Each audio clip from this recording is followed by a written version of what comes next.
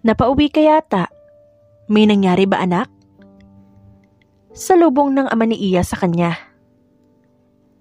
Napakagatlabi ang dalaga. Sabay sabing, "Pa, buntis po ako." Nakita niyang natigilan ng ama dahil sa kanyang sinabi. "Anong sinabi mo?" "Buntis po ako. Kaya po ako umuwi para itago ang pagbubuntis ko dito." "Sinong ama?" tanong nito sa kanya. Hindi sumagot ang dalaga at niyakap lang ang kanyang ama. Tanging ito na lang ang karamay ni Iya sa buhay dahil namatay na ang kanyang ina. Hindi ito nagtatrabaho dahil putol ang isang paa nito dahil sa diabetes. Si Iya na lang ang tanging inaasahan ng ama at nasasaktan siya dahil parang magiging pabigat pa siya sa ama niya. "Hindi na ako magtatanong." Sambit nito sa kanya. "Huwag kang mag-alala, anak. Akong bahala sa'yo." Hindi akalain ng dalaga na magbubunga ang ginawa nila ng kanyang minamahal na lalaki. Gustuhin man niyang sabihin sa binata ang tungkol sa kanyang pagbubuntis, ay hindi maaari. Mahalaga sa kanya ang binata at ang pinsan niya, at ayaw niyang masira ang pagkakaibigan ng dalawa nang dahil sa kanya. "Don't worry pa. Work from home naman ako kay Kuya Gio. May sahod pa rin ako kaya mabubuhay ko pa rin kayo ng anak ko." Ngumiti ang dalagang si Iya sa kanyang ama. "Iya, puro na lang ikaw. Hayaan mong alagaan ka naman ni Papa." Hinaplos ng kanyang ama ang buhok niya. "Huwag kang mag-alala. Akong bahala sa inyo ng aking apo." Napaiyak naman ang dalagang si Iya at muling niyakap ang kanyang ama. Kakayanin niyang buhayin ng kanyang anak kahit pa mahirap ay kakayanin niya talaga. "Salamat pa. Mahal na mahal kita." Paglipas ng 3 taon, "Totoo? Babalik ka na?" Masayang tanong ni Viela sa dalagang si Iya. Kausap ngayon ng dalaga ang kanyang mga kaibigan na alam ang mga nangyari sa kanya. Sabi niya sa mga ito na babalik na siyang Maynila upang doon manirahan kasama ang kanyang tatay at anak. "Oo, isasama ko si Papa." Hinalo ni Iya ang kanyang niluluto. Masyadong mahina ang katawan niya kaya hindi ko siya pwedeng iwan mag-isa. "Paano kung magkita kayo ni Vince?" tanong ni Viela na ikinatigil ng dalaga. "Paano kung makita niya ang mga anak niyo?" Ngumiti si Iya. "Ako nang bahala doon. Basta wag kang madaldal." Tumango lang ang kaibigan. "Nasaan na ba yung mga pamangkin ko?" tanong naman ni Gia na pinsan at kaibigan ng dalagang si Iya. "Nasa labas, nakikipaglaro sa aso ng kapitbahay namin." Natigilan si Iya na makarinig siya ng iyak. "Sandali, teka. Baka nakagat ng aso yung anak ko." Tarantang pinatay ng dalaga ang kalan at cellphone niya bago nagmamadaling lumabas. Nakita niya ang 2 batang naglulupasay sa lupa. "Anong nangyari? Bakit kayo umiiyak?" Alalang tanong niya at nilapitan ng mga ito. "Kinagat ko yung aso po." Iyak ni Via, ang panganay sa kambal niyang anak. "Wala na. Tumakbo na yung aso." Sambit naman ni Ivy. "Kinagat mo yung aso pero ikaw ang umiyak?" Napailing si Iya bago buhati ng dalawa. "Hindi ko alam kung saan kayo nagmanang dalawa." Dinala niya ang mga bata sa loob ng bahay at idiniretso sa banyo para linisan. Hinugasan niyang mabuti ang bibig ng mga anak, lalo na ang bibig ni Via na kumagat sa aso. "Minsan, ang sarap niyo itali sa bewang ko. Lagi kayong madungis. Kailan kayo magiging malinis?" Kausap niya sa mga anak habang binibihisan ng mga ito. "Daldal, mama." Inirapan siya ni Ivy na ikinailing niya lang. Pagkatapos yung bihisan ng mga anak, ay dumiretso sila sa kusina. Naghain si Iya para sa kanila ng kanyang mga anak. "Dadalhan ko lang ng pagkain si lolo niyo ha. Huwag mag-aaway." Bili niya sa kambal na hindi naman siya pinansin. Nagtungo si Iya sa kwarto ng ama dala ang pagkain, tubig at gamot nito. Papa, kain na po. Inilapag niya ang pagkain sa bedside table bago ito tinulungang makaupo. Kain ka na po. Salamat anak. Ngumiti ang kanyang ama. Kaya ko na. Balikan mo na lang to kapag tapos na akong kumain. At saka, asikasuhin mo na yung mga anak mo at baka nagrarambulan na naman ang mga yun. Natawa si Iya bago bumalik sa kusina. Nadatnan niya ang kambal na tahimik na kumakain habang nanonood ng cartoon sa tablets. Hindi na niya inistorbo ang dalawa at naupo na lang tsaka nagsimulang kumain. Aalis na tayo bukas. Sa Manila na tayo titira. Makikilala niyo na ang mga ninang niyo. Nandoon papa po? Tanong ni Ivan ay kinatigil ni Iya. Kumain na lang kayo. Pag-iiba niya ng usapan. Pagkatapos niyan, puntahan niyo ang lolo niyo at libangin. Nang matapos sila sa pagkain, ay kaagad nang nagligpit si Iya at naghugas. Ang mga anak naman ng dalaga ay nagtungo sa kwarto ng lolo nila. Pagkatapos niyang maglinis sa kusina, ay sinundan niya ang mga anak. Napangiti na lamang si Iya nang makitang yakap-yakap ng kambal ang lolo nila habang kumakanta. Gusto ko singer po. Dinig niyang sabi ni Via. Sigurado ka na ba, Via? Baka walang bumili ng concert ticket mo. Biro ng kanyang ama sa kambal. Lolo, bakit kulang po ang paa niyo ng isa? Kinain po ba yun ng dinosaur? Hindi alam ni Iya kung matatawa siya o tatampalin ang bibig ng anak. May sakit si Lolo. Kailangan putulin yung paa para mabuhay. Sagot ng ama ni Iya. Ano po sakit mo? Diabetes. Mahilig ako sa matatamis at masyadong nasosobrahan. Hala, ayoko na po ng matatamis. Ayoko putol paa. Natawa naman ang ama ni Iya. Pwede pa rin naman kayong kumain na matatamis mga apo. Huwag niyo lang sosobrahan. Hindi po ba pwedeng madagdagan na lang ang paa kapag kumain ng chocolates? Nakangusong tanong ni Via. Siguradong sigurado na si Iya na hindi nagmana sa kanya ang mga anak. Pagdating pa lang sa mga kalokohan, halatang halata na nagmana ang mga ito sa kanilang ama. Hiling ni Iya na kapag nakabalik na sila at nakita ang mag-aama, ay tanggapin nito ang anak nila. Kahit ang mga anak na lang nila. Dahil alam niya kung gaano nangungulila ang mga anak niya sa kanilang ama. Huwag kayong malikot. Sita ni Iya sa kambal nang makababa sila ng bus. Kapag kayo nawala, hindi ko kayo hahanapin. Tumabi muna sa gilid at kinuha ni Iya ang dalawang child anti-lost rope na nabili niya. Itinali niya yon sa magkabilang kamay niya bago itinali sa tig-isang kamay ng kambal. Kailangan niya talagang ikabit yon, lalo pa at tinutulak rin niya ang wheelchair ng kanyang ama. Mama, hindi naman po kami aso eh. Hindi naman para sa aso yan. Para yan sa safety niyo para hindi kayo mawala. Napanguso na lang ang mga bata at hindi na kumibo.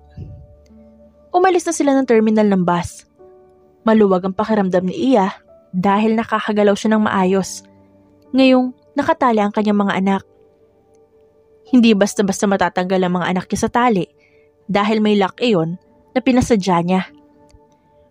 Mama, ang ganda ng kotse po. Tinuro ni Via ang isang magandang kotse. Sakay tayo dun? Hindi pwede. Hindi naman natin kilala yun. Sagot niya sa mga anak. Diba, badang sumama sa hindi kilala? Tumangulang ang mga bata at ngumuso. Ilang saglit na lakaran pa, ay nakarating na sila Iya sa building ng kondo niya. Pumasok sila sa loob at dumiretso sa elevator. Dito ka nakatira po? Tanong ni Via. Yaman mo pala mama pero kuripot ka. Hindi ako kuripot. Nagtitipid ako dahil magastos kayo. Hindi maiwasang irapan ni Iya ang kanyang panganay. Nang bumukas ang elevator ay lumabas sila. Kaagad na kinuha ni Iya ang susi sa bag at binuksan ang kondo. Nilingon niya ang mga anak para sabihing papasok na sila. Pero nanlaki ang mga mata niya dahil kinakatok ng mga ito ang ibang pintuan. Ang gulo niyo? Hinila niya ang tali kaya napalapit ang kanyang mga anak sa kanya. Bakit yung kinatok? Nagkibit balikat ang dalawa. Bago pa mabuksan ng mga kapitbahay niya ang pinto, ay kaagad na silang pumasok sa loob. Nilak ni Iya ang pinto bago tanggalin ang mga tali. Sa susunod, sa leeg ko na kayo itatali. Sabi niya sa mga anak na inirapan lang siya. Mahirap mag-alaga ng kaugali. Natatawang sabi ng ama ni Iya. Kung gaano kamaldita ang mga anak mo, ganun ka rin kamaldita. Papa, magpahinga ka na po. Itinulak niya ang wheelchair ng ama, papasok sa magiging kwarto nito. Tatawagan na lang po kita kapag nakapagluto na ako. Salamat anak. Nginitian niya lang ang ama at hinalikan sa pisngi bago lumabas ng kwarto. Nadatnan niya ang mga anak na kinakalkal yung remote. Inagaw niya naman yun bago piliin ang cartoons na movie. Behave, sabi niya sa mga anak. Magluluto lang si mama. Hindi naman siya pinansin ng kambal, kaya nagtungo na siya sa kusina. Nag-umpisa na siyang magluto. Tinawagan niya rin ang mga kaibigan para ibalitang nakabalik na siya. Bukas pa ako makakapunta. Nasa Baguio kasi ako, sabi ni Gia. Kasama niyan si Marky. Bukas din pala ako pupunta, nasa Ilocos kasi ako. Ay nako, kasama niyan si Vincent no. Nakasimangot na saad ni Viela. Ako on the way na ako. Free na free ako ngayon dahil hindi ko naman makasama si Gio dahil kay Vince. Kumabog ang dibdib ng dalaga nang marinig ang pangalan ng binata. Ingat ka. Naisagot niya na lang kay Viela. Pinatay niya ang tawag at nagpatuloy sa pagluluto. Saktong matapos siya magluto, ay may nag-doorbell. Excited na binuksan ng dalaga ang pinto at bumungad sa kanya ang kaibigan. Viela! Niyakap niya ito. Namiss kita. Ang ganda-ganda mo lalo. Namiss din kita. Nasaan na yung mga inaanak/pamangkin ko? Ginuso ni Iya ang sofa kung saan nakaupo ang kambal at nanonood. Agad namang nanakbo ang kaibigan niyang si Viela palapit sa mga ito. Mga pamangkin ko! Niyakap ng kaibigan ni Iya ang kambal niyang anak. In fairness, pareho niyong kahawig ang mga magulang niyo. Sakit po! Reklamo ng dalawa. Binitawan naman ni Viela ang dalawa at hinalikan sa pisngi. Pinunasan naman ng kambal ang pisngi nila. Masasama rin pala ang ugali. Pwede bang sakalin ng mga yan? Natawa si Iya. Kambal, bless kayo kay ninang nyo. Nag-bless naman ang kambal na mukhang labag pa sa kanilang kalooban. Nawala bigla ang excitement ni Viela nang makita ang dalawa at napasimangot na lang. Vince na Vince, wala man lang nagmana sa'yo ng kaswitan. Sa amin po ba yan? Tanong ng kambal habang nakatingin sa bitbit ni Viela. Hindi. Pagsusungit naman ng dalaga. Para lang ito sa mami nyo dahil siya lang mabait sa akin. Napanguso naman ang kambal at sabay na tumayo, tsaka siya hinalikan sa pisngi. Napangisi naman si Viela at kaagad na binigay sa kambal ang pasalubong na binili niya. May namana naman pala sa'yo. Inakbayan ni Viela ang kaibigan. Ang pagiging uto-uto. Napasimangot lang si Iya bago sa bunutan ng kaibigan. Viela, huwag kang madaldal. Secret lang natin ang bagay nito. Huwag niyo ring iparating kay Vince na nakabalik na ako. Dahil siguradong pupunta yun dito. Hindi niyo pwedeng makita ang kambal. Peste kasing rules yan eh. Dahil sa rules na yan, hindi kami nagkakasama ni Gio. Ako ang nauna kay Gio. Epa lang ang mga kapatid ko. Natawa si Iya. Protective lang sila sa'yo. Baka sa sobrang protective nila, tumanda akong dalaga. Nakasimangot na saad ng kaibigan niya. Ang dami ko ng plano para sa amin ni Gio, pero hindi natutuloy dahil sa mga kakambal ko. Siguradong maaalis din ang rules na yan. Naamoy ko na nga rin ang forever niyo ni Kuya Gio eh. Napangisi na lang si Iya nang umiti ang kaibigan niya na animoy kilig na kilig. Pangit mo po, sabi ni Via Kaya natanggal ang ngiti ni Viela. Kamukha mo yung kapitbahay naming matanda. Iya, pigilan mo ko, lulutuin ko yung anak mo. Pikon na sabi ni Viela. Natawa lang ang dalaga at napailing. Mukhang dadagdag pa ang mga anak ng dalaga sa magpapastress sa kanyang kaibigan. Mama, yung bread pan ko Bili ng anak ni Iya na si Via. Bahala ka, kapag wala yan di na kita bati. Oo na, basta wag kayong pasaway kay lolo nyo Tumango ang mga bata. Sige, aalis na si mama. Hinalikan muna ni Iya ang mga anak sa noo bago lumabas sa kanyang kondo. Pupunta ng supermarket si Iya dahil kailangan na niyang mamili ng stocks nila. Balik trabaho na rin siya mamaya dahil tapos na ang hiningi niyang leave sa kanyang kuya Gio. Nang makarating sa supermarket, ay kaagad na kumuha ng cart si Iya at nagsimulang mamili ng mga gamit sa bahay at pagkain nila. Sumunod naman na nagtungo si Iya sa bilihan ng biskit at chichirya para sa kanyang mga anak.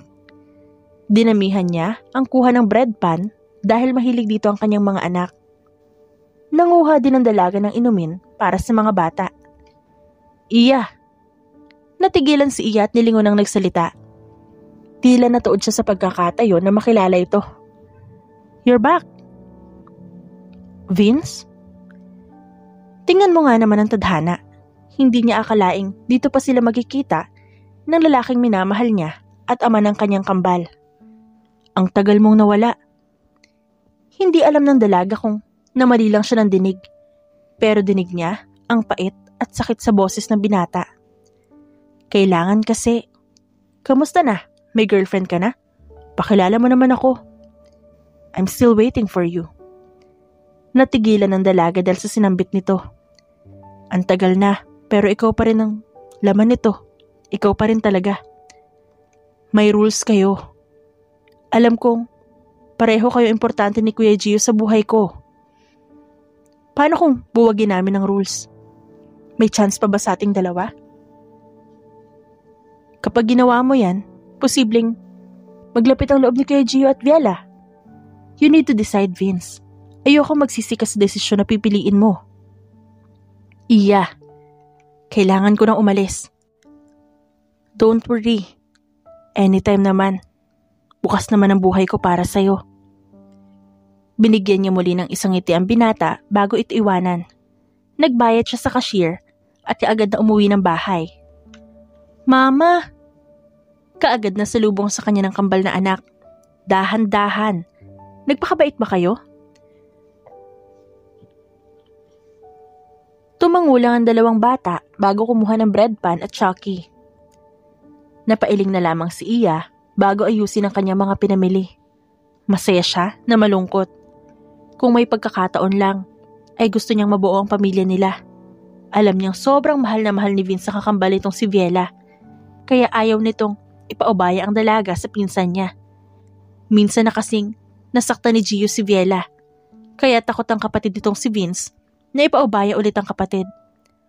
Paliliguan ko kayo pagkatapos niyong kumain. Sabi niya sa kanyang mga anak. Dumiretso si Iya sa banyo para iset ang tubig sa maligamgam.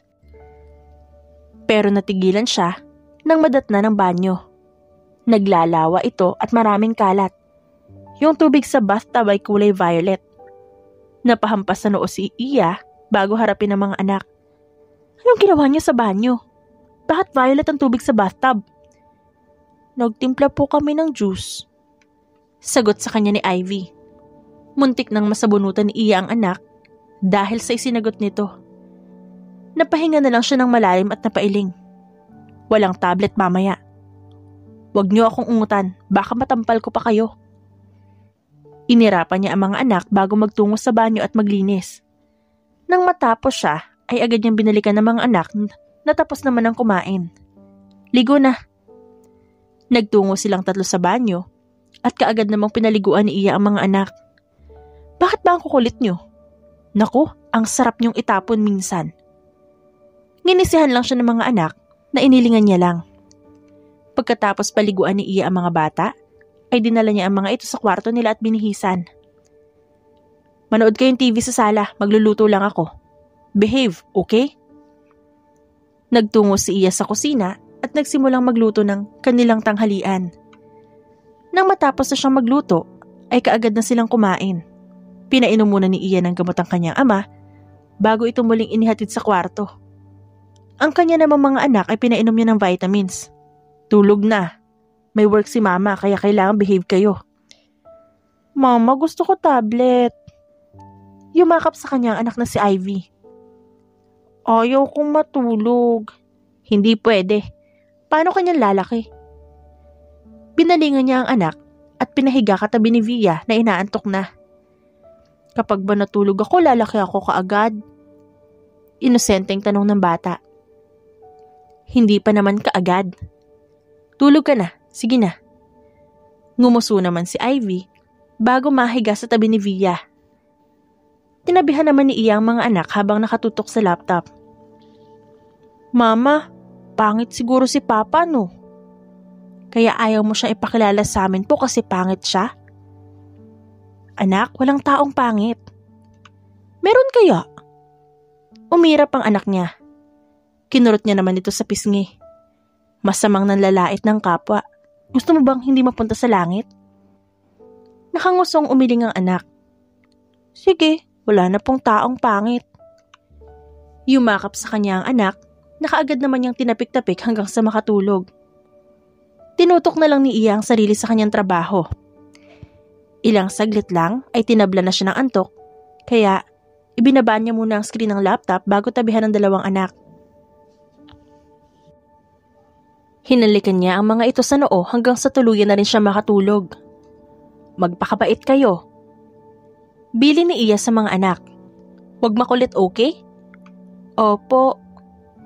Sinundo ni Gia ang mga anak niya para ipasyal ito.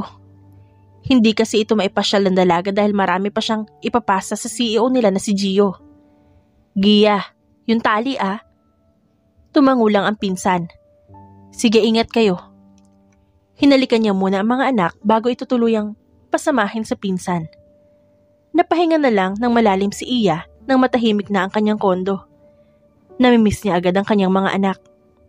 Napailing na lang siya bago maupo sa sofa at umpisa ang trabaho niya habang nag-aalmusal. Nasa ganoon siyang posisyon nang may kumatok. Mabilis siyang tumayo at binuksan ang pinto. Vince! Gulat na sambit niya sa pangalan ng binata. May anak ba tayo? Direktang tanong sa kanya ng binata na ikinakaba niya. Nagbunga yung isang gabi natin? Anong sinasabi mo? Pakiramdam ni Iya ay namamawis ang palad niya at noo. Hindi niya akalaing sasabihin yun ng binata. Sabi ni Viela, tinaguan mo raw ako ng anak. Magsabi ka ng totoo, Iya. May anak ba tayo? Kaya ka ba nawala kasi nagtago ka? Pinakalma ni Iya ang sarili kahit pa pakiramdam niya ay lalabas na ang kanyang puso dahil sa sobrang kaba. Si Viela ang lakas talaga ng trip. Paano tayo magkakaanak? Sa labas mo, diba? Ipinutok yun, diba? Napaisip naman si Vince sa sinabi ng dalaga. Pero hindi pa rin talaga siya kumbinsido. You're not lying? Okay. Agad na, tumalikod ang binata at umalis. Sinarado naman ni Iya ang pinto ng kondo niya at napasandal na lang dito. Bad trip ka, Viela. Inis niyang sabi. Kinalma muna niya ang sarili bago lumipat sa sofa at pinagpatuloy ang ginagawa. Nanginginig pa rin siya ngayon dahil sa sobrang kaba. Sigurado siyang sasabunutan niya ang kaibigang si Viela kapag nakita niya ito. Nag-focus na lang si Iya sa kanyang trabaho hanggang sa hindi niya napansin ang oras. 3:00 na agad? Napailing si Iya at tumayo. Lumapit siya sa pinto para sana silipin kung nandiyan na ang kanyang mga anak. At sakto naman pagbukas ng dalaga ng pinto, ay sumulpot ang mga ito. Nasaan si Tita Gia niyo? Tanong ni Iya sa kambal. Uwi na. Sagot ng mga ito at pumasok sa loob. Nag-enjoy ba kayo? Ano mga ginawa niyo? Busog ba kayo? Busog po kami. Punta kaming mall eh. Nag-thank you ba kayo sa Tita Gia niyo? Tumangula ang mga bata bago nahiga sa carpet. Mukhang pagod na pagod ang kambal niyang anak. Pumasok naman si Iya sa kwarto at kinuhaan ng damit ng mga bata. Pinalitan niya ng damit ng mga ito. May kasamang pogi si Tita Gia. Boyfriend niya po yata. Napakunot noon naman si Iya at nang ma-realize ang tinutukoy ng mga anak ay napailing na lang siya. Sigurado namang safe ang secret niya kay Marky. Nag-kiss ba ang tita Gia niyo at ang kasama niya? Pang-uusisan ni Iya sa kambal na anak. Umiling lang ang dalawa. Pinabayaan na niya ang mga anak na nakahiga sa carpet at bumalik na lang sa trabaho. Pakiramdam niya ay mas lalong nadagdagan ng mga trabaho niya. 6:00 ng gabi bago siya matapos. Nilingon niya ang mga anak at mahimbing nang natutulog ang mga ito. Nilapitan niya ang mga ito at ginising dahil mahihirapan siyang patulugin ito mamaya. Istorbo sambit ni Via. Ako ang iistorbohin niyo mamaya. Nagpa-deliver lang ako ng pagkain dahil tinatamad ako magluto. Tawagin niyo si Lolo sa kwarto at dito tayo kakain sa sala. Umiingit man pero sinunod pa rin nila ang utos nito.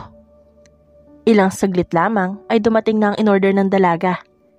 Agad niya itong binayaran at inihanda. May sumpong yata ang mga bata, sabi ng ama ni Iya habang kumakain sila. Ginising ko po kasi. Pahirapan sa pagtulog mamaya mga yan. Siguradong mauuna ka pang matulog kaysa sa anak mo. Natawa ang ama ni Iya na ikinanguso niya lang. Nang matapos silang kumain, ay inihatid niya muna sa kwarto ang ama bago niya ligpitin ang pinagkainan. Linis na kayo, sabi niya sa mga bata.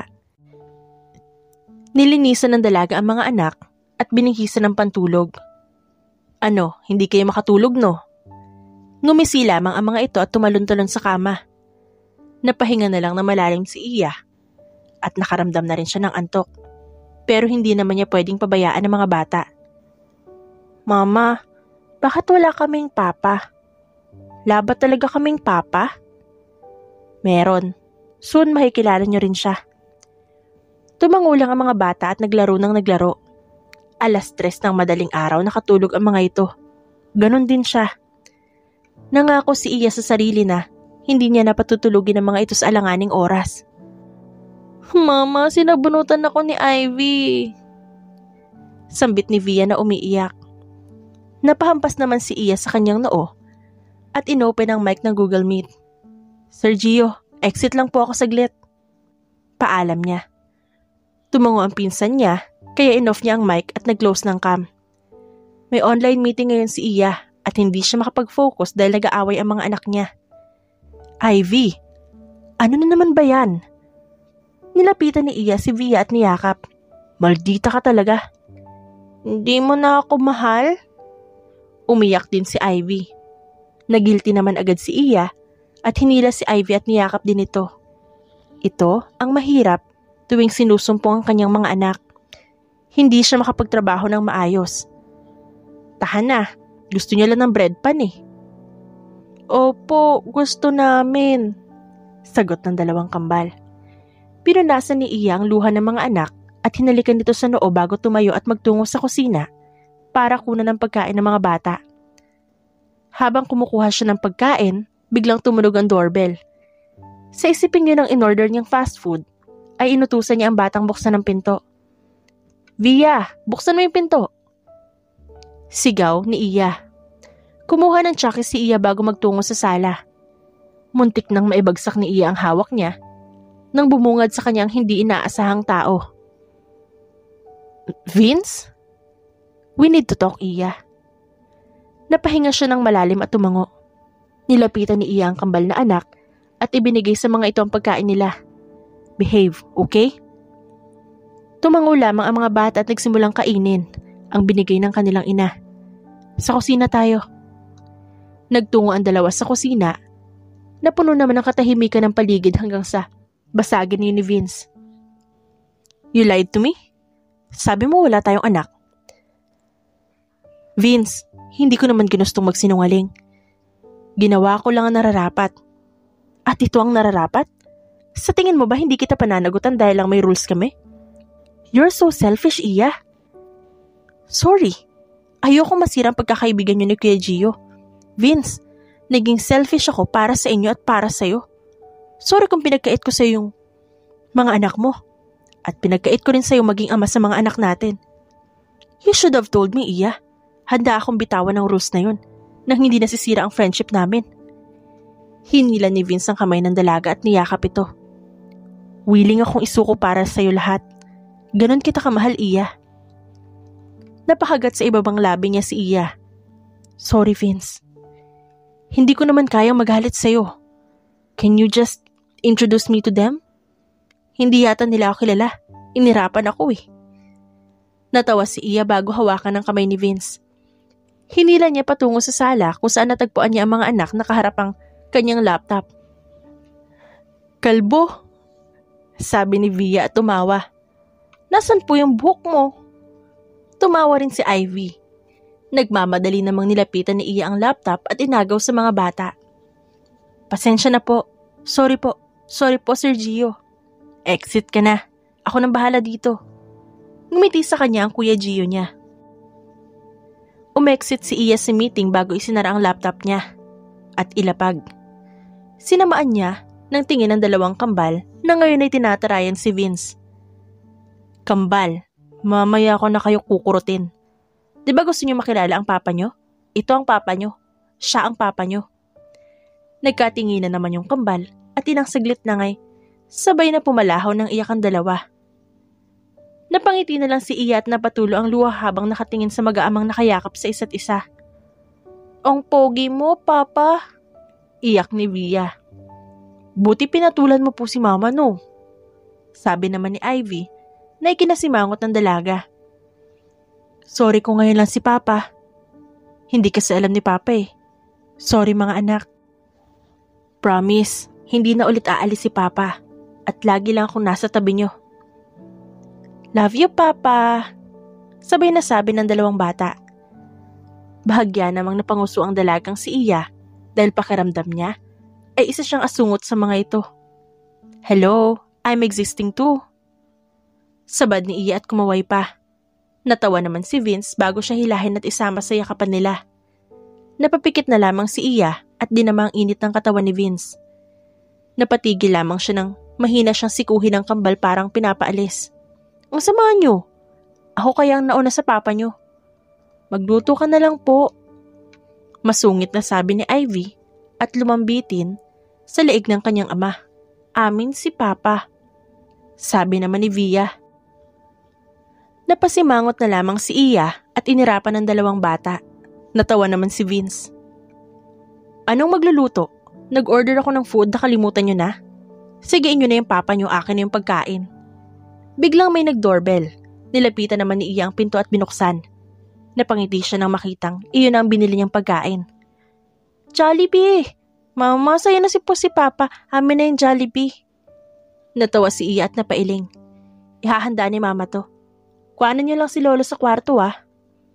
Agad namang sumunod ang dalawang bata na walang halong reklamo at dabog. Jollibee lang pala ang katapat. Nagtungo si Iya sa kusina at inihanda ang pagkain nila. Napapangiti na lamang siya nang yumakap si Vince sa kanyang likuran. I miss you. Please don't leave me again. Hindi na. Bubuuin natin ang pamilya natin, Vince. I will marry you and we will make more kids. Sigurado ka ba dyan? Natatawang tanong ng dalaga. Sa kambal pa nga lang, may stress ka na. Gusto mo pang dagdagan? Ngumisilang ang binata at hinalikan siya sa pisngi. Tinapos ng dalawang landian sa kusina bago magtungo sa sala dala ang pagkain nila. Ikaw ba ang ama ng mga apo ko? Seryosong tanong ng ama ni Iya kay Vince. Napalunok naman si Vince. Yes po, ako nga po. Kinilatis ng ama ni Iya ang binata at ilang sandali lang ay nginitian na niya ito. Masaya akong makilala ka. Don't worry, iho. Kahit ako tinaguan ng anak, tinago si Iya sa akin ng kanyang ina. Tila nakahinga naman ng maluwag si Vince bago nginitian ng ama ni Iya. Salamat po sa pagtanggap. Halika, magsikain na tayo. Napangiti na lamang si Iya habang nakatingin sa mga taong mahalaga sa kanya ngayon. Na ngayon ay kapiling niya. Papa, gusto ko punta dun po. Tinuro ni Via ang palaruan para sa mga bata. Sige, sagot ni Vince at nilingon si Iya na buhat si Ivy. Gusto raw ni Via dun. Tumango na lang ang dalaga. Nasa labas sila ngayon at mamamasyal. Masayang masaya si Iya dahil ito ang unang beses nila ng family niya. Family date nila ito kasama ang mga bata. Nagbayad si Vince sa cashier kaya agad na pumasok ang kambal sa palaruan. Silang dalawa naman ay naupo lang habang naghihintay sa dalawa. Sinasabi mo bang kinidnap ni Viela si Gio? Takang tanong ni Iya kay Vince. Iba talaga ang tama ni Viela sa pinsan ko. At natatakot ako masaktan na naman siya. Sabi ni Vince. Vince, huwag kang mag-alala. Hindi naman sasaktan ni Kuya Gio ang kapatid mo. At saka, si Mari naman ang nanakit kay Viela, hindi naman si Gio. Still, he hurt my sister. Hayaan mong patunayan ni Kuya Gio ang sarili niya. Ako mismo ang nagsasabi sa'yo na seryoso talaga si Kuya Gio kay Viela. Siyempre, maniniwala ako. Ikaw na yan eh. Dumukwang ang binata at hinalikan sa pisngi si Iya. Natigilan sila pareho nang lumapit sa kanila si Via. Mama, Papa, nakikipagsuntukan si Ivy. Sumbong nito. Tumayo naman ang dalawa at agad na pumasok sa palaruan. Nakita nila si Ivy na nakikipagbuno sa isang matabang lalaki. Ivy, ba't ka nakikipag-away? Yabang kasi niyan eh. Tinuro ni Ivy ang batang lalaki. Tinulak ako, hindi ko naman po siya nilalaro eh. Pasensya na, sabi ni Iya sa batang lalaki bago buhatin ng anak paalis doon. Ivy, dapat pinabayaan mo na lang. Bigat niya kaya. Maktol ng anak niya. Itapakan niya yung pako tapos siya pagalit kapag nasabihan ko. Napahinga na lang ng malalim si Iya at napailing. Masyado talagang pikunin ang bunso niyang anak. Kumain na lang tayo. Huwag ka nang magalit sa anak natin. Hindi naman ako galit. Nag-aalala lang ako. Hindi mo ba alam na posibleng may masamang nangyari sa anak natin kung hindi natin siya naabutan doon? Sambit ni Iya na siya namang tinanguan ni Vince. Nagtungo sila sa isang fast food chain at doon kumain ang kanilang tanghalian. Mama, gusto ko yan po. Tinuro ni Via ang french fries. Pengi ako noon. Kumain ka na, ako nang bahala sa mga bata. Nakangiting sabi ni Vince kay Iya, let me take care of our children. Salamat, Vince. No need to mention it. Besides, kailangan ko mag-practice para kapag naging buong pamilya na tayo ng tuluyan, handa na ako at alam ko na ang gagawin ko. Bakit? Hindi pa ba tayo family? Inosenteng tanong ni Ivy. Ano yun? Best friend lang kayong dalawa po? Nagkatinginan si Vince at Iya at parehong natawa. Masyadong magulo ang mga nangyari, anak. Maintindihan mo rin kapag lumaki ka na. Sabi ni Iya sa kanyang anak. Hindi na lamang kumibo si Ivy at nagpatuloy na lang sa pagkain.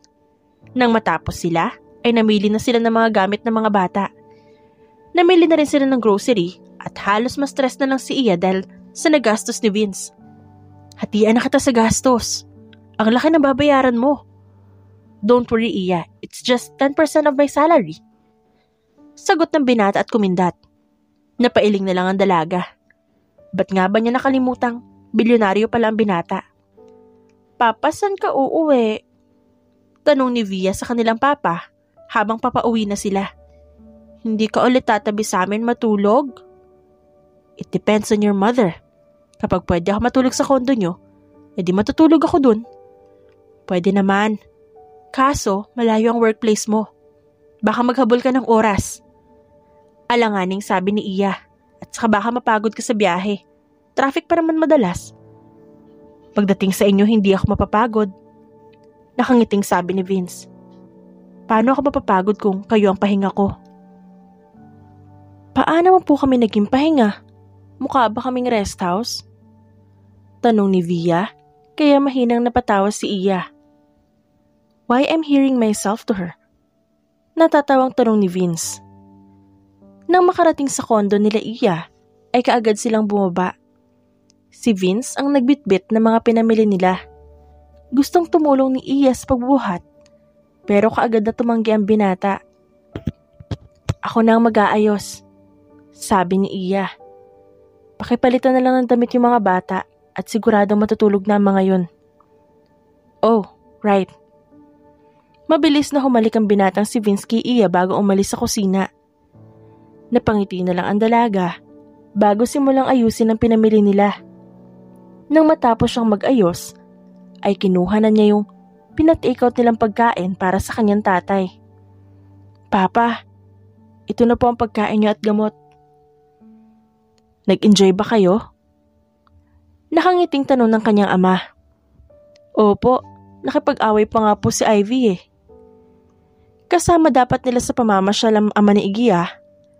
Pero ito na ang tumanggi dahil gusto nitong ibigay ang oras para sa pamilya ng kanyang anak. Anak, hindi ko man alam ang nangyari sa inyo ng ama ng mga apo ko, pero panatag ang loob ko sa kanya.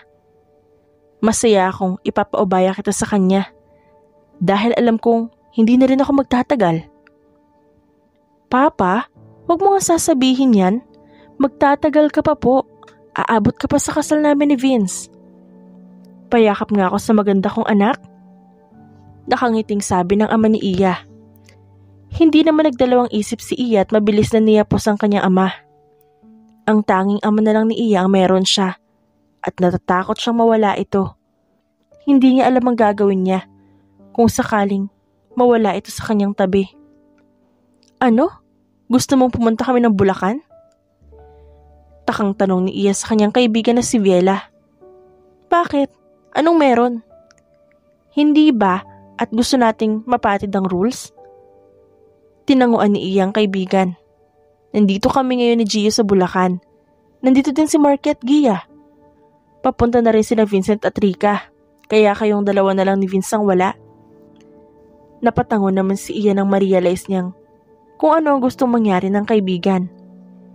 Sige, pupunta kami ngayon. Bye-bye muna. Ingat kayong dalawa. Nakangiting saad ni Viela.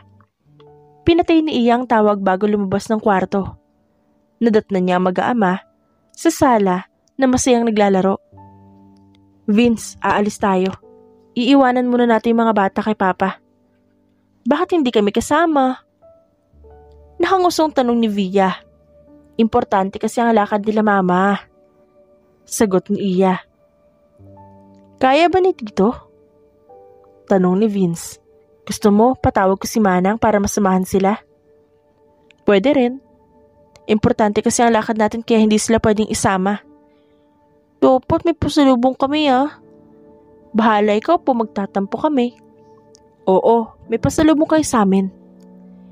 Hinintay munang dumating ni Iya ang pinapunta ni Vince na magbabantay sa mga bata at ama niya. Nang dumating ang mga ito, ay kaagad na silang umalis. Anong gagawin natin sa Bulacan? Takang tanong ni Vince sa dalaga. May appointment ka ba doon? Ngumiti lang si Iya kaya lalong nagtaka ang binata. Hindi na lamang ito nagtanong at nagpatuloy na lang sa pagmamaneho. Nang makarating sa Bulacan, ay kaagad na nagsalubong ang kilay ni Vince nang ma-realize niya ang nangyayari. Talagang nagplano ang magkakaibigan at sinetap sila para lang matanggal ang rules na itinatag nilang magkakaibigan. Kahit pa ayaw ni Vince, ay pinili niyang bitawan ang rules alang-alang sa taong minamahal niya at kasiyahan ng kapatid niyang matigas ang ulo. Ngayon lang tayo nagkaganito sa mga babae, sabi ni Mark na nakahiga at nakatitig sa kisame. Yeah, we sacrifice our rules just for them. Sang-ayon ni Gio. Sinasabi ko sa'yo, Gio, kapag sinaktan mo ulit si Viela, hindi ako magdadalawang isip na bugbugin ka. Banta ni Vince sa kaibigan. Hindi na sila nakauwi ng gabi, kaya natulog na sila sa bahay ni Gio sa Bulacan. I won't hurt her. Seryosong sabi ni Gio. Abay dapat lang. Masasaktan ka talaga sa amin. Tumayo si Vince at kinuha ang cellphone niya. Tatawagan ko pa ang kambal ko. Si Gio kasi hindi pa nag-adjust. Lumabas ng kwarto si Vince at nagtungo sa katabi nilang kwarto. Kumatok si Vince bago buksan ang pinto. I just want to excuse Iya. Kakausapin lang namin yung mga bata at baka umiiyak na. Tumayo naman si Iya at kaagad na lumapit sa kanya. Lumabas ang dalawa sa terrace at naupo. Tinawagan ni Vince ang bata through FaceTime at kaagad na sumagot ang mga ito. Bakit wala pa po kayo? Nakangusong tanong ni Via. Bukas pa kami uuwi. Pasensya na. May ginagawa kasi sila mama. Don't worry, dadamihan namin ang pasalubong nyo. Mama, si Lolo crush si Lola Manang. Sabi ni Ivy. Ivy, naririnig kita. Narinig ni Iya at Vince ang boses ng matanda. Natawa na lang silang dalawa bago sumandal sa isa't isa. Mama, pag umuwi si Lola Manang, wala na kami kasama? Maaga kayo uuwi bukas po? Opo, maaga kami uuwi. Pero si Mama muna ang idadaan ko sa inyo, okay? Kailangan kasi ni Papa umuwi dahil may aasikasuhin siya. Okay po. Sandali pang kinausap ng dalawa ang kanilang mga anak bago sila magpaalam sa mga ito. Naalala mo ba yung lupang pinuntahan natin sa Zambales noon? Pagtukoy ni Vince, sa pinuntahan nila ni Iya na lupa sa Zambales noong college pa lamang sila. May pinagawa akong bahay doon. Sabi mo kasi gusto mo doon tayo tumira kapag nagkapamilya tayo. Kahit walang kasiguraduhan noon. Ipinagawa ko na yung dream house natin. Napatitig si Iya sa mga mata ng binata. Hinintay mo talaga ako? Walang ibang pumalit sa akin? Hindi nga kita mabura sa isipan ko, palitan pa kaya? Natawa ang binata. Kung alam mo lang kung gaano ako kabaliw sa'yo, Iya. Hindi mo alam kung gaano ko kagustong hanapin ka pero nirerespeto ko ang privacy mo. I waited to you for so long and I'm happy because you're here now. May bonus pa ang kambal eh. Hindi ka pa rin napalitan. Ngumiti ang dalaga. Mula noon hanggang ngayon, sa'yo lang umiikot ang mundo ko. Ikaw lang ang lalaking mahal na mahal ko, Vince. Ngumiti ang binata at hinawakan ng baba ng dalaga bago ito si Ili ng halik. Napapikit naman si Iyat, tinugunan ng halik ang binata. You're overprotective with your sister, but you're kissing my cousin like that? Napahiwalay ang dalawa nang may magsalita. Nakita nila si Gio na nakatayo sa pintuan at nakataas ng isang kilay. Nag-init na lamang ang piskin ni Iya dahil sa sobrang hiya. Iya, balik na sa kwarto niyo. Utos ni Gio sa pinsan na babae. Agad namang tumayo si Iya. Matutulog na ako. Good night, Vince. Mabilis na pumasok ang dalaga sa kwarto nilang magkakaibigan. Agad siyang inusisa ng mga kaibigan na hindi na lamang niya pinansin. Kinabukasan ay maaga silang bumalik. Dumaan muna sila Iya at Vince sa isang coffee shop para bilhan ng pasalubong ang kanilang dalawang anak. Babalik ako mamaya, sabi ni Vince kay Iya na huminto sila sa kondo ng building dito. Pakisabi sa kambal, may inasikaso lang ako ah. Mag-iingat ka. I will. Pupuntahan natin bukas sa magiging bahay natin sa Zambales. Nakaramdam ng excitement ang dalagang si Iya. Sige, ingat ka. Bumaba ng sasakyan si Iya at tumayo sa gilid. Tinanaw muna ni Iya ang sasakyan ng binata hanggang sa mawala ito sa paningin niya. Saka siya tuluyang pumasok sa loob. Kambal. Tumayo naman agad ang mga ito mula sa pagkakaupo at mabilis siyang nilapitan. Nasaan si Papa po? Tanong ka agad ng mga ito sa kanya. May pinuntahan lang. Ito na ang breakfast nyo. Ibigay niyo muna to para kay Lolo. Tapos magbibihis lang si Mama. Tumango lang ang mga bata sa kanya. Pumasok si Iya sa kwarto niya at nagpalit ng damit bago lumabas ulit. Pupunta tayong Zambales, sabi niya sa mga anak. Nandun na magiging bahay natin na ipinapagawa ng papa niyo. Napapalakpak ang kambal na ikinatawa niya. Mahilig kasi ang kambal sa dagat, kaya alam na alam ni Iya kung gaano ngayon kasi ang mga chikiting niya. Ilang saglit lang ay dumating na si Vince. Kaagad na tumayo ang tatlo at nilapitan ng binata. Ang mga mahal ko, sobrang miss ko ang mga yan. Napapikit na lamang si Iya at mas lalong sumiksik sa katawan ng binata. Masaya siya ngayon sa kung anong meron siya kahit pa nagsisimula pa lang silang dalawa ni Vince. Sisiguraduhin ng dalaga na ibibigay niya ang pamilyang deserve sa kanila ng mga anak. Dapat hindi niyo na ako sinama, sabi ng ama ni Iya na nakaupo sa backseat. Ngayong araw sila tutungo sa Zambales para puntahan ang bahay na ipinagawa ni Vince para sa pamilya.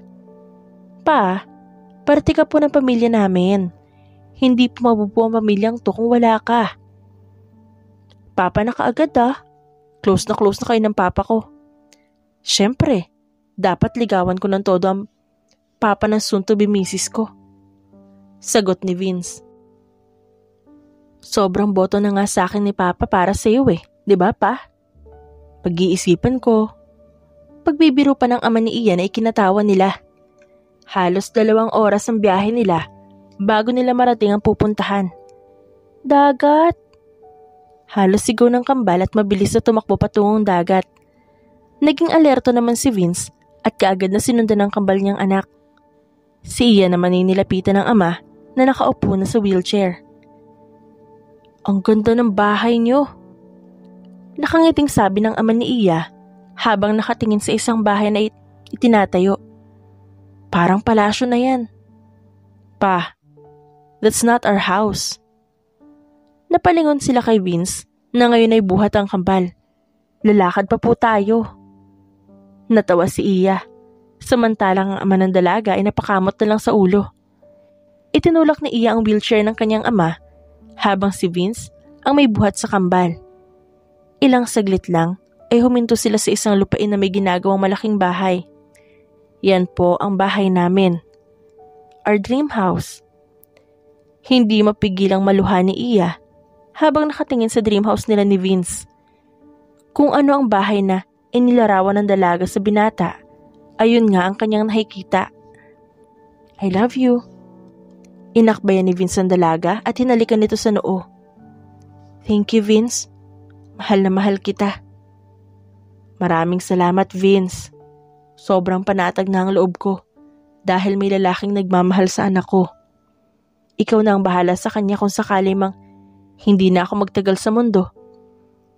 Lolo, magtatagal ka pa po. 'Di ba? Sabi mo po, masamang damo ka. Nakangusong sabi ni Via.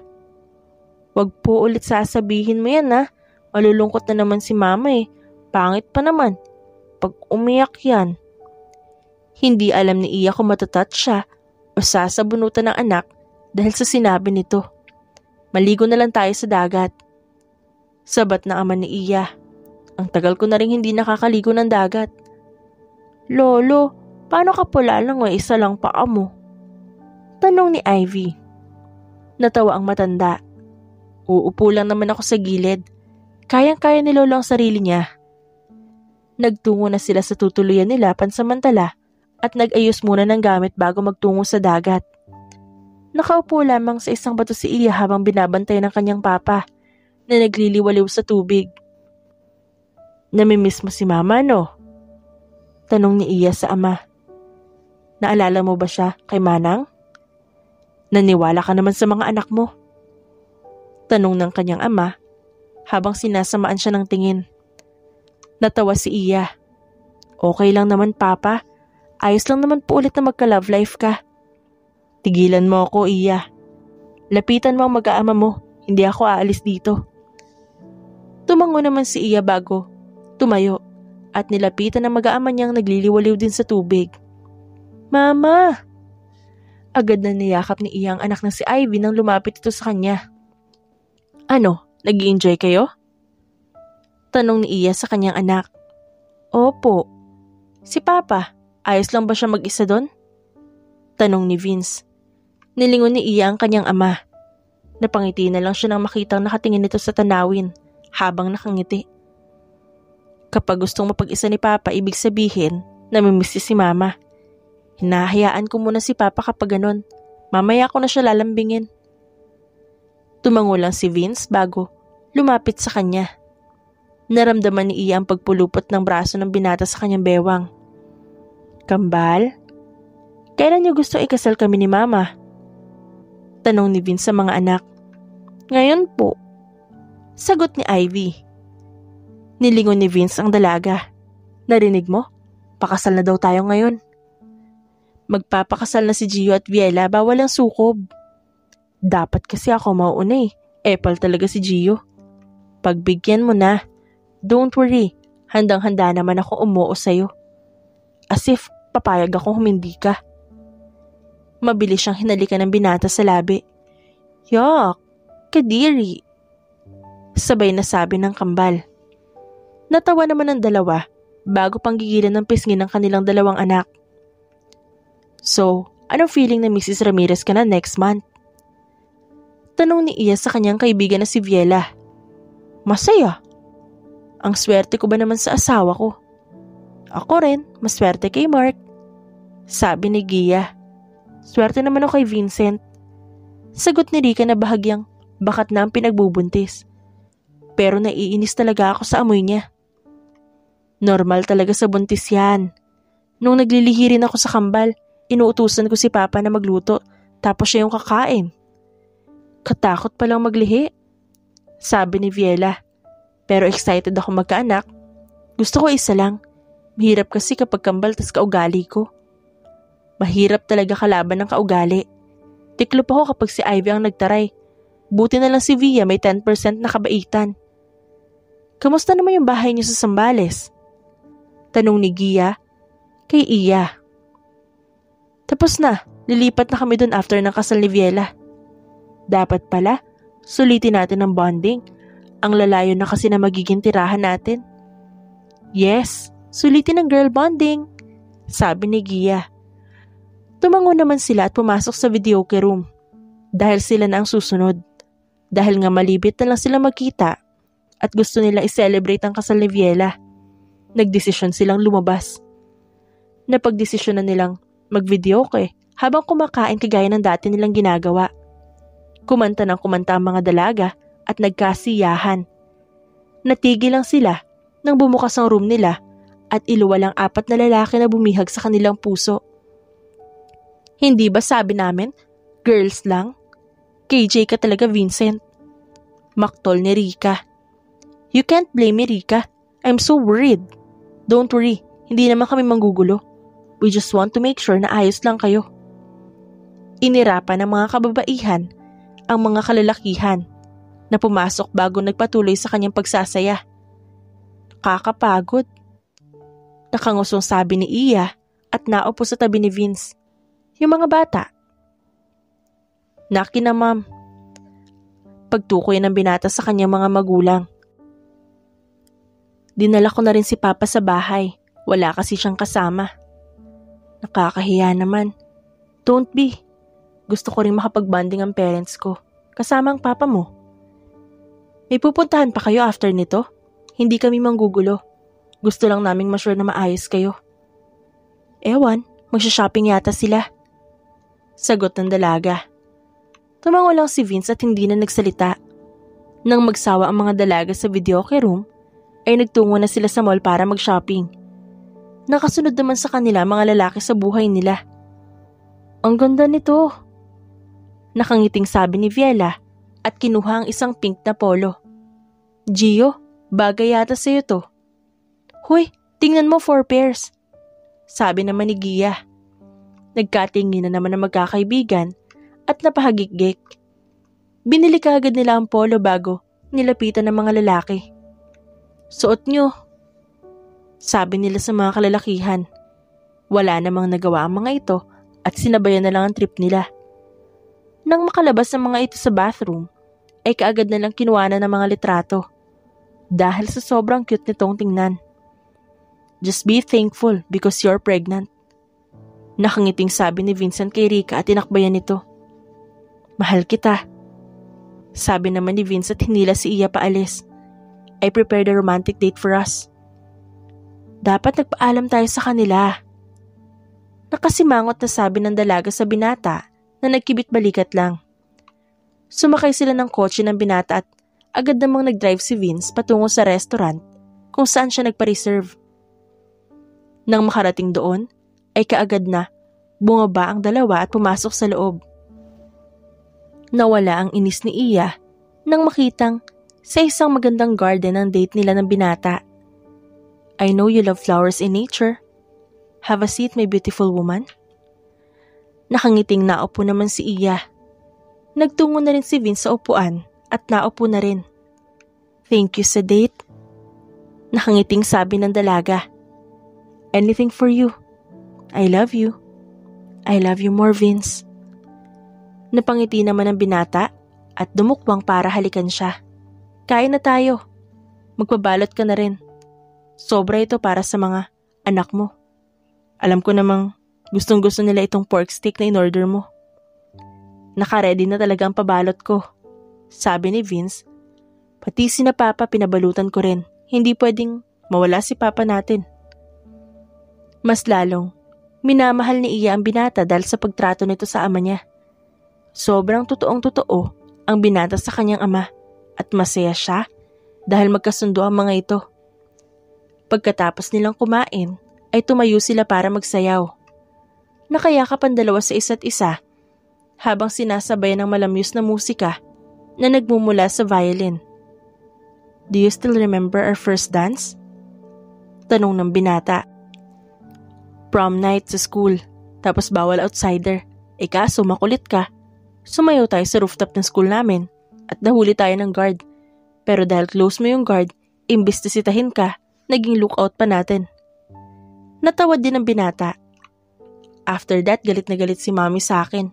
May lagnat kasi ako nung time na yon at talagang tumakas ako ng ospital para sa'yo.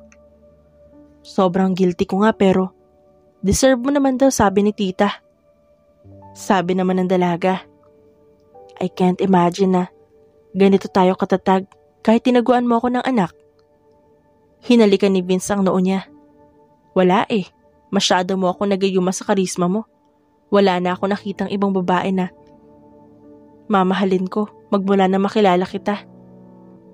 Never ko rin namang naramdaman na magmahal ng iba.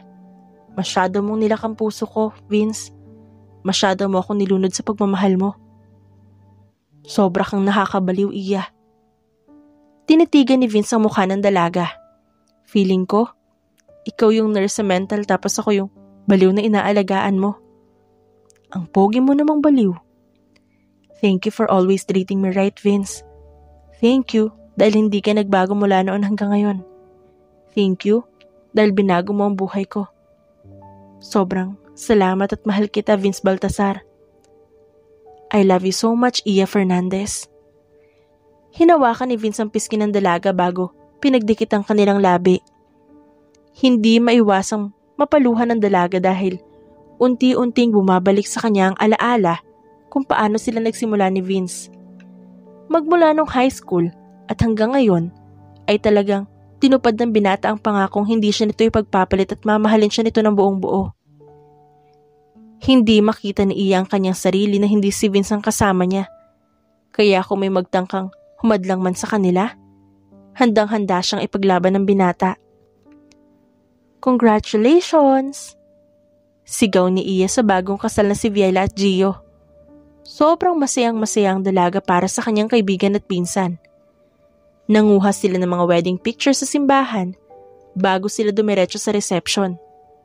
Wala na talaga ako maaasar. Komento ni Vince habang nakatingin sa kanyang kapatid na masaya sa piling ng asawa nito. Pwede mo pa rin namang asarin yan. Pero, limitado na kasi baka masuntok ka ng asawa. Hindi ako kayang saktan ng pinsan mo. Sagot ni Vince sa dalaga. Kumain na lamang sila at ilang sandali ay pinatayo sila dahil ihahagis na ng bride ang bulaklak. Natawa na lang si Iya nang bumagsak ang bulaklak sa isa sa mga kambal. Kay Ivy. Yehey! Masayang sigaw ng bata.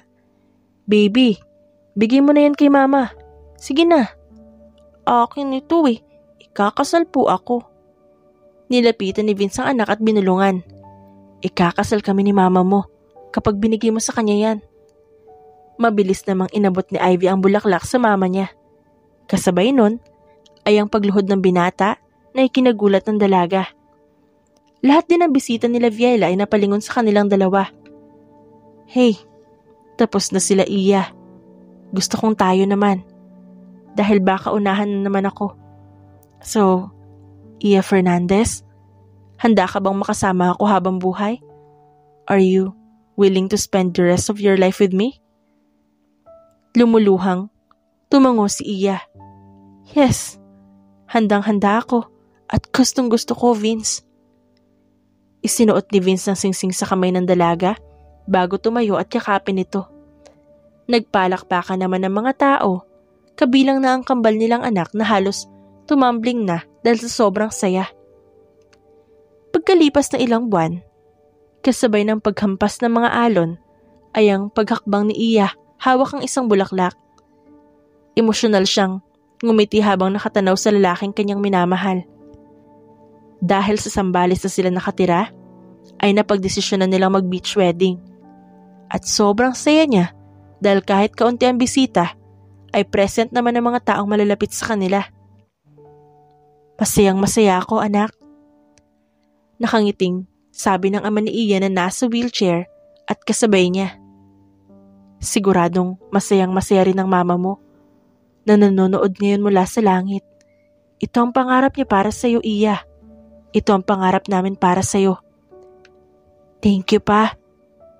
You're the best father ever. Mahal na mahal kita. Natawa naman ang ama ni Iya. Dumiretso na tayo. Mukhang kinakabahan na yung mapapangasawa mo. Nang makalapit sila kay Vince, ay walang sali-salitang inabot kaagad ng ama ni Iya ang kamay sa binata. Gumiti lamang ang ama ni Iya bago pagulungin ang wheelchair niya patungo sa kanyang pwesto. Masaya si Papa. Nag-usap kami kagabi. Sabi ni Vince habang naglalakad sila patungo sa harapan.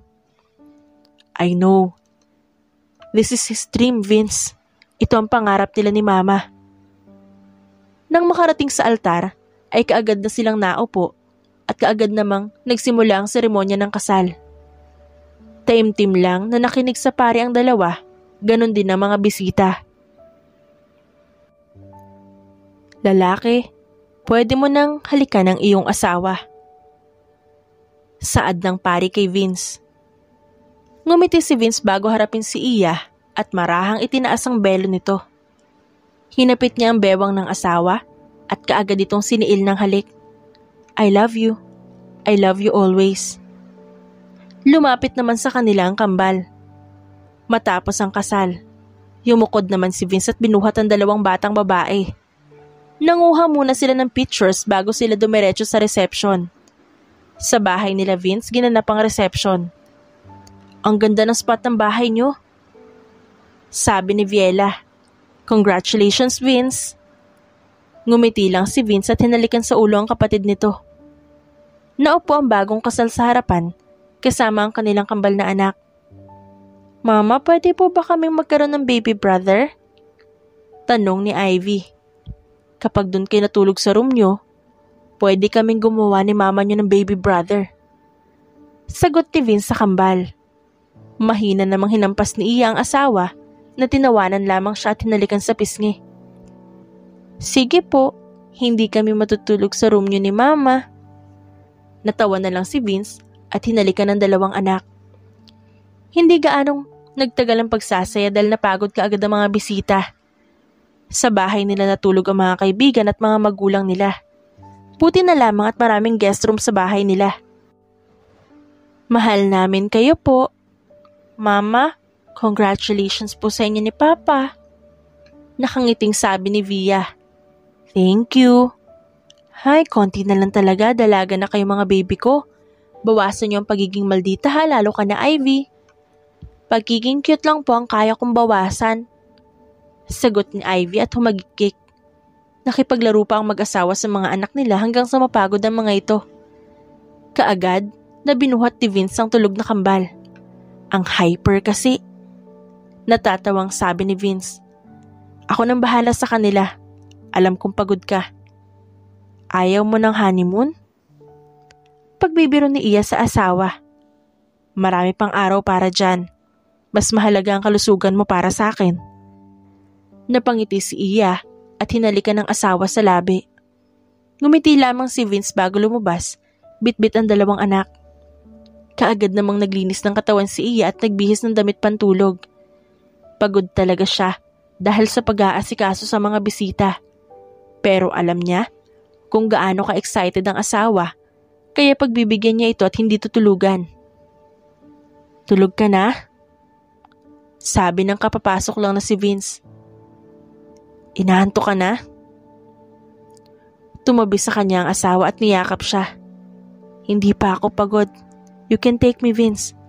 Pagdating sa'yo, hindi ako napapagod. Ikaw ang pahinga ko.